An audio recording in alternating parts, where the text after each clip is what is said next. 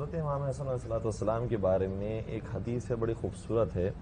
ارشاد فرماتے ہیں پیغمبر اکرم صلی اللہ علیہ وآلہ وسلم، فرائض السمتین کی روایت ہے، ارشاد فرماتے ہیں کہ لو کان العقل رجلا لکان الحسن۔ واہ! اگر عقل کو کوئی انسان کی صورت دکھائی جاتی تو امام حسن علیہ السلام تو اس قدر معرفت کا درجہ تھا ان کا کہ عقل قربان ہو جاتی ہے حضرت امام حسن مجتبی علیہ السلام کے اوپر۔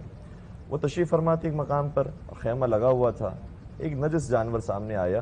تو عام طور پر تو انسان کی توقع ہوتی ہے کہ علماء بھی ہوں تو اس نجس جانور کو اٹھا دیا جائے، دور بھگا دیا جائے، لیکن حضرت امام حسن مجتبی نے دیکھا کہ اصحاب ان کے کھڑے ہو گئے اس نجس جانور کو دور کرنے کے لیے، تو امام نے منع کیا۔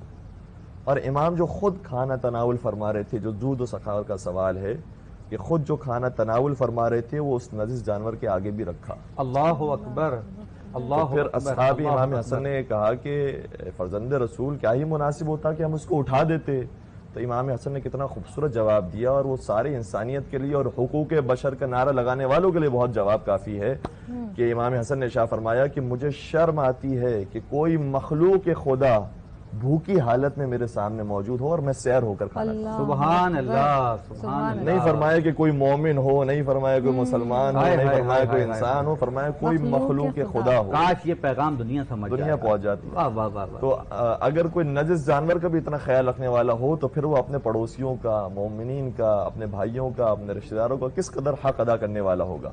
حضرت امام حسن مجتبی علیہ السلام کے بارے میں ملتا ہے کہ بہت زیادہ عطا فرمایا کرتے تھے، یہاں تک کہ ایک سائل بھی آیا امام کے دسترخوان پر، اتنا وسیع دسترخوان تھا کہ امام کے دسترخوان سے کچھ کھانے کے بعد اپنی جیب بھرنے لگا۔ اللہ تو امام نے سوال کیا اپنی جیب کیوں بھرتا ہے؟ تو کہا مسجد میں ایک فقیر بھی مجھے نظر آیا تھا، چاہتا ہوں کہ اس فقیر کو بھی روٹیاں دے کر آ جاؤں۔ کہا وہ فقیر کس حالت میں بیٹھا ہوا تھا؟ کہا وہ ساری رات نمازیں پڑھتا رہا، اور اس کا پھر جب میں نے رومال کھول کر دیکھا تو کیا عجیب اس کے اندر کھانا اور سادگی پائی جاتی تھی کہ میرا دل چاہتا ہے کہ اس کی کچھ مدد کر کے آؤں۔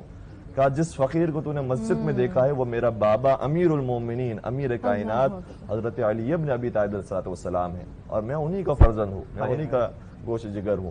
تو امام حسن مجتبی علیہ السلام کا دسترخوان اس طریقے سے سجا رہتا تھا کہ ہر کوئی آتا تھا اور ان کے دسترخوان سے لے کر جاتا تھا، اور ان کے دروازے پر بھی اس چیز کی کوئی تفریق نہیں ہوتی تھی کہ کوئی اپنا ہے یا غیر ہے۔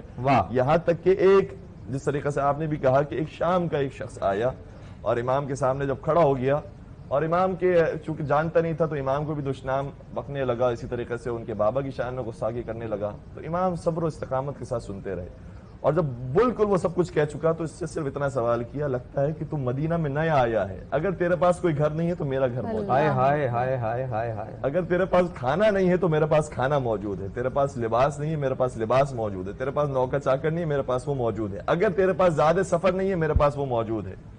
جب اس نے یہ کردار دیکھا مولا کو تو مولا سے ارشاد فرماتا ہے، مولا سے عرض کرتا ہے کہ مولا جب میں شام سے چلا تھا تو آپ سے زیادہ مجھے کوئی مبغوض انسان اس دنیا میں نہیں لگتا تھا، اللہ اکبر! اور جب میں مدینہ پہنچ گیا ہوں تو آپ سے زیادہ محبوب انسان مجھے کوئی سبحان اللہ! سبحان اللہ! سبحان اللہ! سبحان اللہ!